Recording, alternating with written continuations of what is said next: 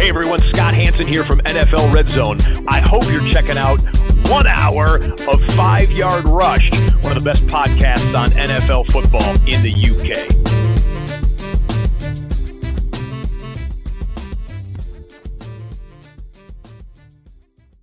Is courtesy of Empire FF. Before I explain what that is and the man behind the idea, I just want to talk to you about who's bringing the show today, and that is Manscaped. Manscaped is supporting the 5 Yard Rush podcast, and Manscaped are the best in men's below-the-waist grooming, and they're the champions of the world in that regard. They offer precision-engineered tools for your family jewels. They've just launched their 4th-generation trimmer, the Lawnmower 4.0, all across Europe. The 4.0, I've got it. It's brilliant. I absolutely love it. It really is a cut above everything else I've ever used in that department. And join over 2 million men like myself worldwide who trust Manscaped. And you can get 20% off right now and free worldwide shipping with the code 5Yard. That's the code 5Yard at manscaped.com. But let's talk about Empire Fantasy Football. And their creator is here joining me right now. Jason, welcome to 5 Yard Rush. How are you doing? I'm doing great, Murf. Thanks for having me. How are you? It's just great to talk. We talked a little bit last week and really love what you're doing, and wanted to do this as an episode just to talk a little bit about what it is Empire Fantasy Football is, because there's a few new games in this space. It is a bit different, but I really like the ideas that you're building behind it, and I think our listeners will too. So let's get started and talk a little bit about what Empire Fantasy Football is. So why don't you tell our listeners, effectively, what is it? What are we here for? What is your game about, and how do people get involved? Yeah, so Empire Fantasy Football League, it combines DFS tournament sizes where you can play it with up to 50,000, 100,000, however many people as you want. And it has season-long roster management mechanics, meaning you can add and drop players with these huge player pool sizes. And our main goal was to build a game where everyone could play together. So that's why there isn't really a manager limit. It is competing directly against each other, not fragmented into like little groups and stuff like that. So it's just one giant fantasy football pool, so we can all play together. Essentially, is the idea. Love that. So it's just effectively one huge tournament, one huge league with no restrictions on who can play. And so why did you create this? Well, obviously it's a different type of game. I know someone in the UK that's tried to launch something a little bit similar, but yours has got quite a slick design. What made you decide that you were going to start out and create this? Yeah, so I just started out by wondering how good I was as a player. Because, I play at home leagues with my friends with 10 to 12 people, the sample size isn't that big. So I just really started off with wondering how good I was, because I'd won quite a fair bit in a few years. And the idea didn't come right away because, I just didn't know how to make that work. So that idea came like probably 6 months of workshopping ideas here and there. So that was why I wanted to make it. What gave me the idea was stuff like the Scott Fish Bowl, where it's a charity tournament, but it's a bunch of smaller leagues of 12 people, and in the end they merge for a championship round. But that's an invitation only. There's only so many people that can get in, and so I wanted to create something a little bit bigger. I think it's awesome. And yeah, we talked last week and you mentioned that was quite a big inspiration for you, which is great. So when it comes to that, you've got this tournament now that's everybody can play. There is no restriction, and it becomes a bit of a talking point for people, hopefully on social media, Twitter, etc. But what's the actual format? So explain to me how it works in terms of creating a lineup and how it works for the season, what type of scoring, what you kind of need to buy, what's the salary cap. Talk me through and the listeners through how it all kind of works. Right. So another one of the inspirations for the league was the auction format. And I thought that would work really well in this format because I could take a salary cap format and do what DraftKings and FanDuel does, where you can just pick whoever you want, and you can have anyone pick the same team as you or pick a different team. That was auction. Sorry. So auction is another inspiration for the game where you start off with a $200 salary. It's a half PPR format, and you start off by selecting 2 starting quarterbacks, 3 running backs, 3 wide receivers, and a tight end, as well as 5 bench positions. And so you draft your team and you just make sure it's under the $200 cap, and you begin your season that way. And before the season begins, you can make as many changes as you want. So you can sell players back and forth without any sort of penalty before the season begins. And after the season begins, you can sell players back for half price. And there's also a wager mechanic which offsets the money lost from selling a player, so you can buy new players as well from the market on a week-to-week basis. Right. So how does the wager component work? Because this is the part that fascinated me. So how does the wage component work to offset the losses of selling a player for, say, half price and then using money to get replacements in? Right. So when you sell a player, it's not something we encourage, because you have the choice of any player you want. Meaning when you draft, you don't get your player sniped or anything like that. So it's all up to you. So when you sell a player back, there has to be some sort of penalty for that. So you only get half that money back when you sell of the current price. So the way the wager mechanic works is every single week you get unlimited tokens. So you can just place them on games. And if you pick the team that wins, whatever amount is listed, say it's on Thursday nights, my Cowboys versus your Buccaneers. So if I put the token on the Buccaneers to win, which they will, I'm not gonna sit here and pretend like they won't. So when they win, I will get that into my account, and I can spend that on players the subsequent week. And that's half a token than that if you won. Yeah, if you select the Buccaneers and they won, you get I would get half a token, and so there'd be 16 games that week. I could win up to a maximum of $8. I could sell a player who maybe got injured, maybe got demoted, and I could take those, combine that, and buy someone who I think was going to be good, has a weak schedule coming up, stuff like that. So it's rewarding. It's rewarding people who actually have a bit of knowledge about the NFL, who can pick winners and pick games, and call games. And so, do you lose tokens? Like, because you said you got an unlimited amount. So basically, if I spread across all the games, I can win a maximum of $8. I can win a minimum of $0, but it's not going to take away from my balance. No, absolutely not.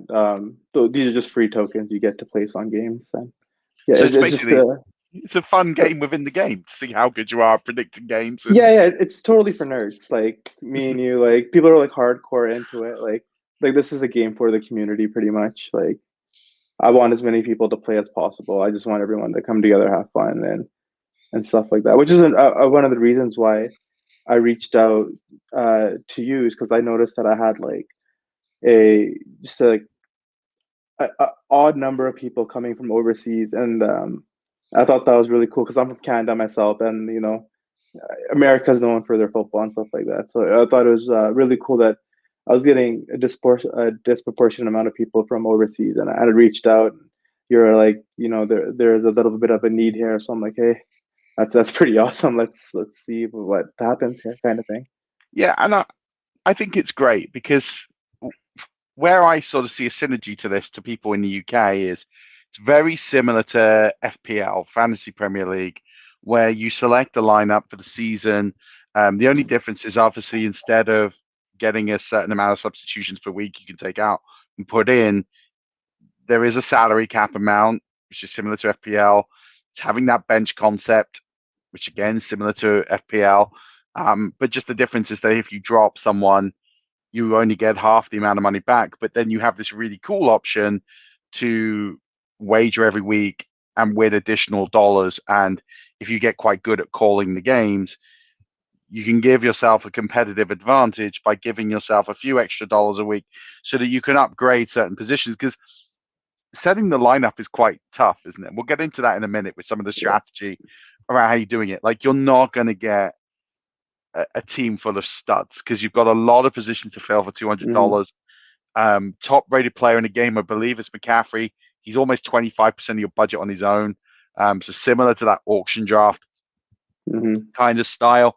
So it is very difficult to get Mahomes and CMC and everybody else all in one lineup. So it's really strategic, which I love, and I think it works. But I like the fact that you can just add a bit of extra dollars every single week.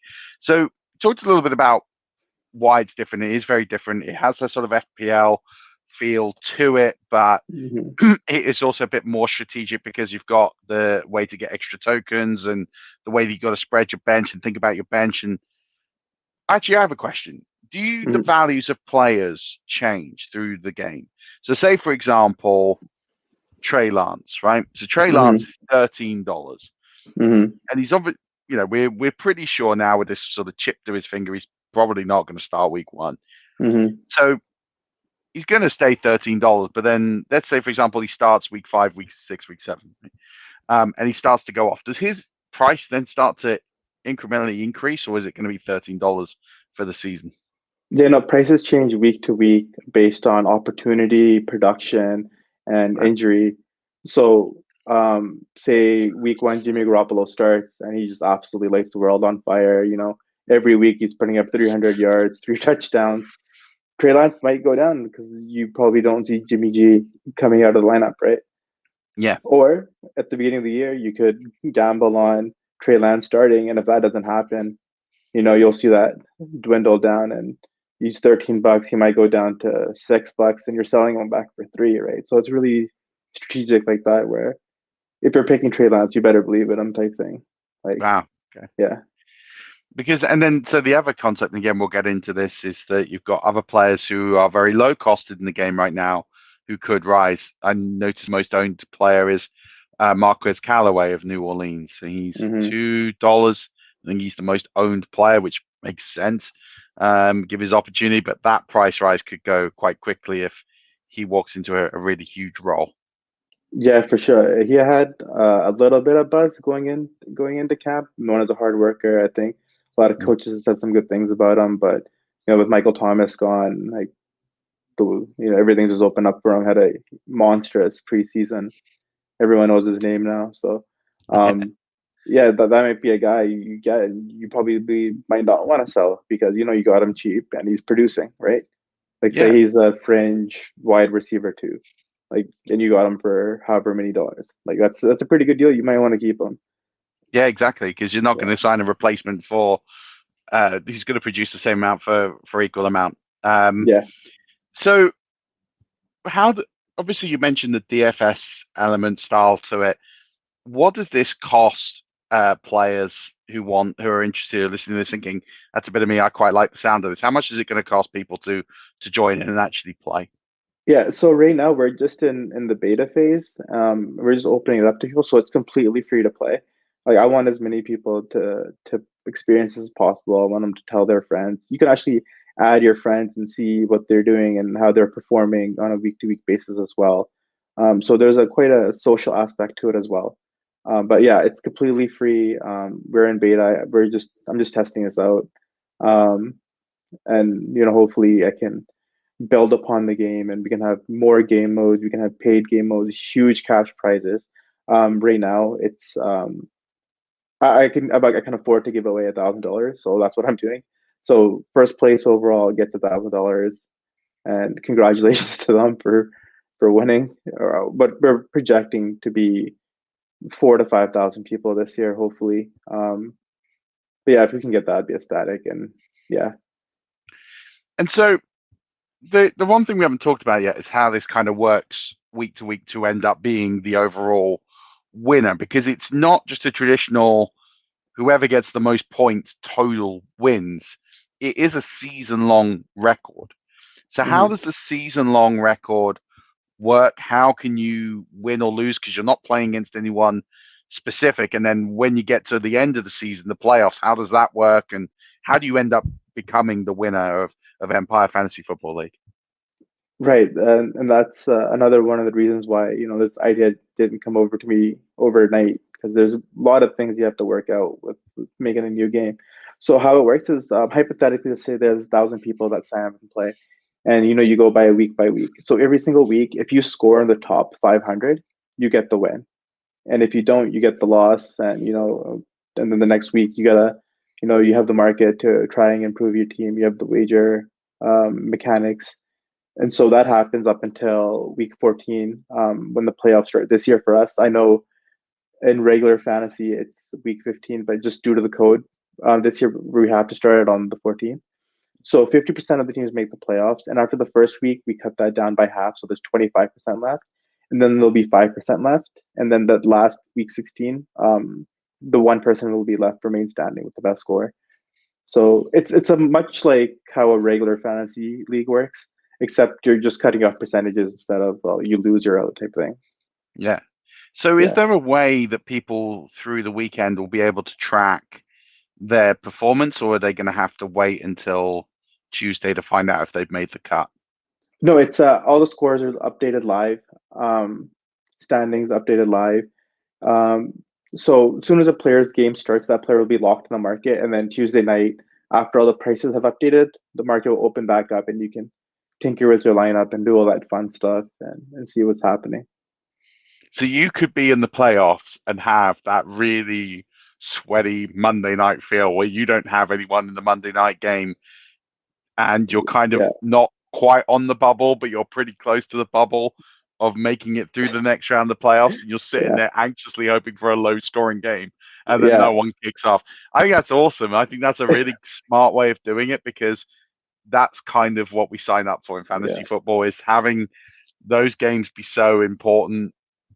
and look at those games and think, it's the sweat. It's, oh, I'm not sure yeah, if I can win or qualify, get through, and you're watching the game intently, because then it adds the significance of you yeah, watching the game, which I yeah. think is Every really, target matters. Like, you'll see a yeah. target, like, please don't go to him. Please don't go to him. Please drop the ball. Please drop the ball. Yeah, pretty much.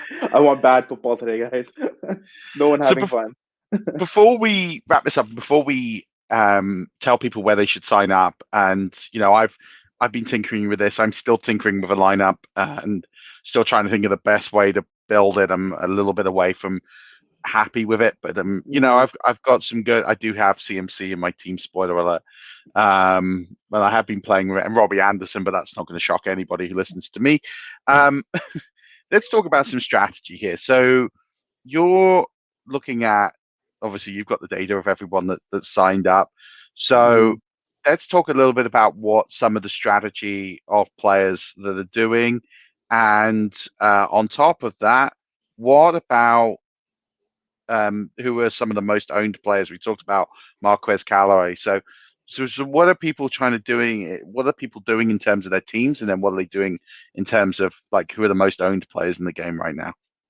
Yeah, for sure. I think a strategy I'm seeing a lot is they anchor their team with one or two big players, and they'll try to fill out the rest with value players. Where they might.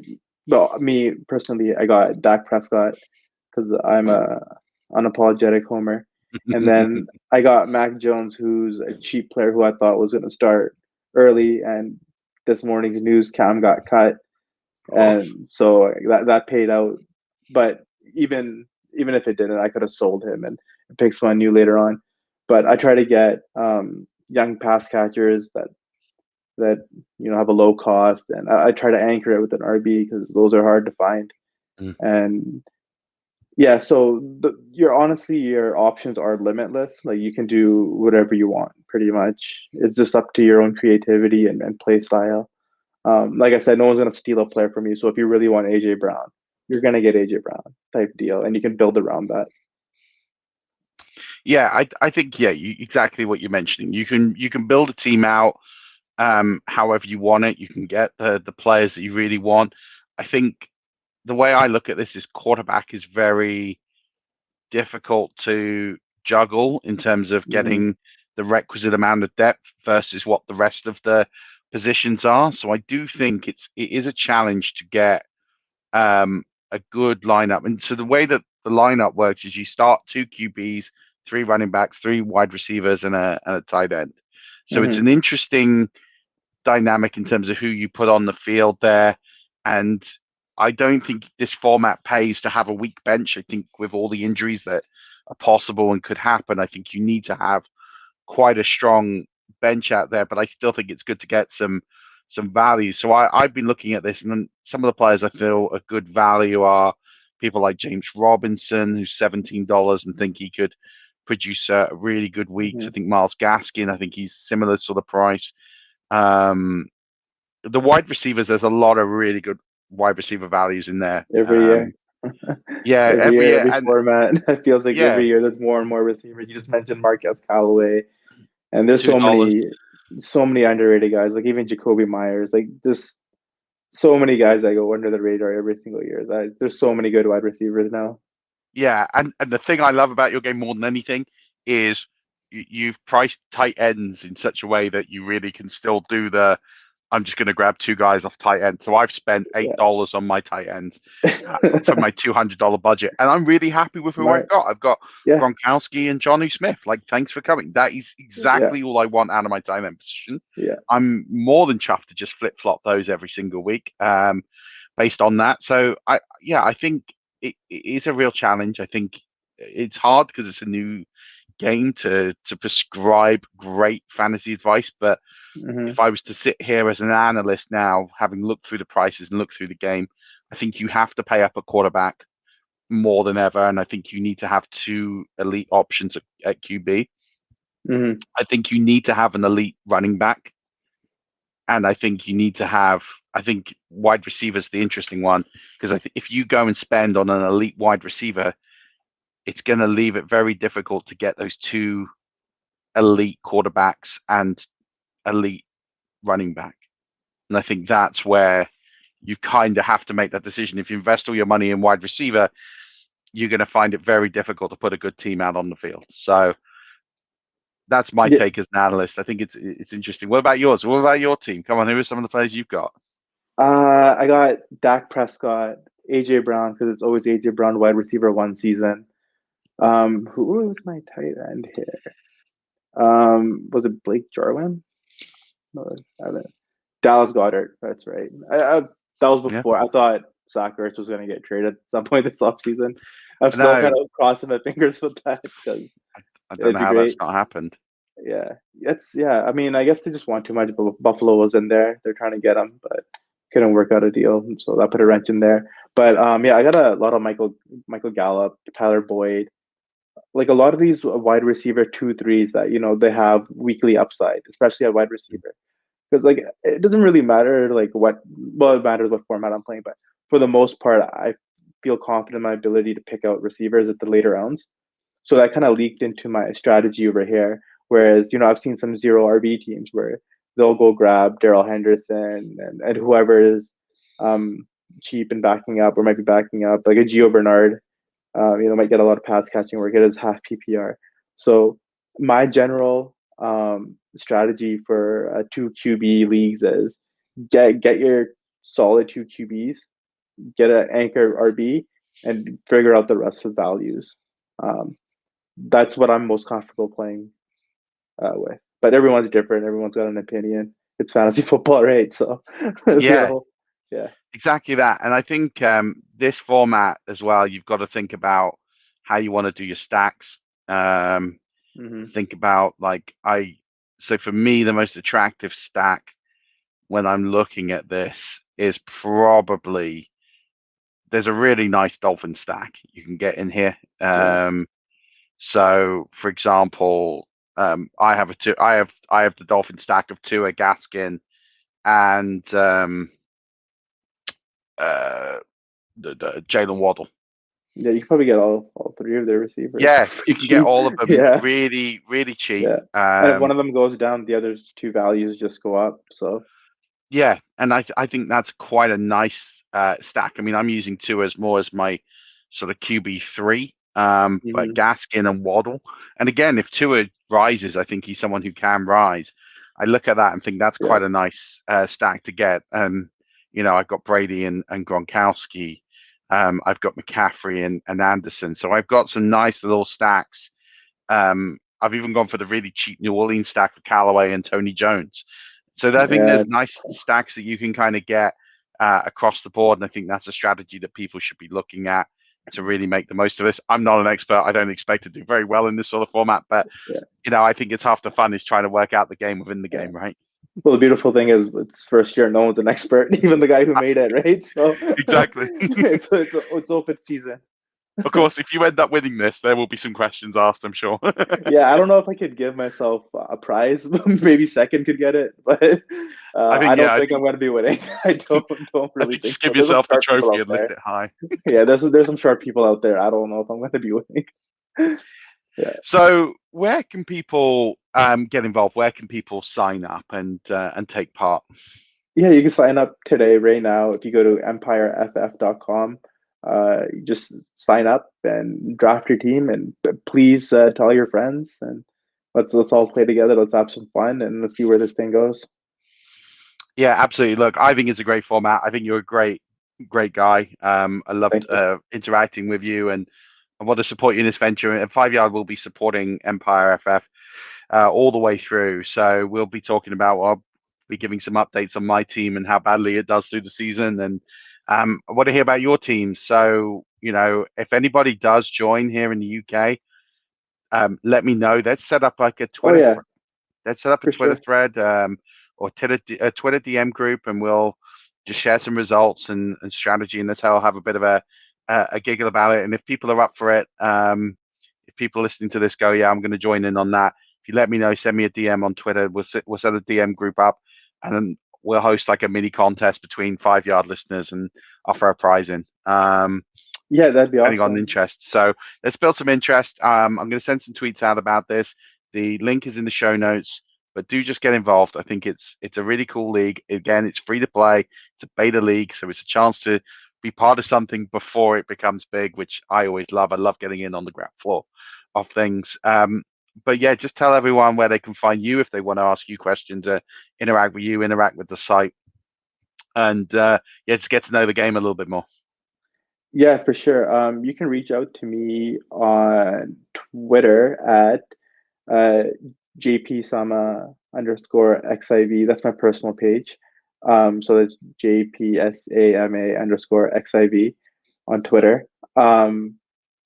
Yeah, so I just want to like thank you've been like so nice to me. Like it's been awesome. Like yeah, so I just want to say thank you over and over again. Yeah, this has been awesome. Thanks. Really Amazing. appreciate it. Well, Yeah. look, we just like to support creative people who are doing good things, and I know one of the things you've not quite mentioned too much yet, but I know in your plans for the future is to add a charitable element to this, which Yeah. is something that I know I can get behind. We do a lot of charity work. You've donated to our charity as a result of just being here and promoting the league, which I think is an amazing thing to do. So yeah, I know you've got some plans to make this a charitable piece moving forward as well, which I think is just incredible. So get in touch with Jason. Jason, just do me a favor, just put your Twitter handle in the private chat here, just so I can send that out to people and when this goes out. And let's get some people interacting. And yeah, Rush Nation, if you got nothing to lose by signing up, right? So just sign up, get involved. It's a cool site. It's a great concept. You can get in touch with me. I'll add you to it. We'll do a Twitter group, and we'll just have some fun with this through the season, and might do a few more sort of strategy pods or things on this as we learn the game. We can try and figure this out together. May even have some of you on if you're crushing it. So, Yeah, and and I'll put a prize on. I would love everyone's opinions and feedback. In the future, none of these rules are set in stone. So, whatever makes the game better, I'd love to hear your thoughts and opinions. Yeah, Yeah. absolutely. So let's do this. Let's make this great. It's already a great game, but your feedback could make this potentially even better, which is what I love. It's so open, and that's the great thing about betas. So do get involved. Hmm. Jason, thanks so much for coming on and telling the story, creating this wonderful game. I'm really looking forward to playing this season and stinking the place up. But if I can get to 500, I might call it a win year one. Rush Nation, this was a good sort of a bonus pod for this week. So I hope you've enjoyed it. And don't forget, you can get 20% off and free shipping with the code 5yard at manscaped.com. 20% free shipping at manscaped.com. Use the code 5yard. Unlock your confidence and always use the right tools for the job with Manscaped. For Jason and I, until next week, don't forget, keep rushing.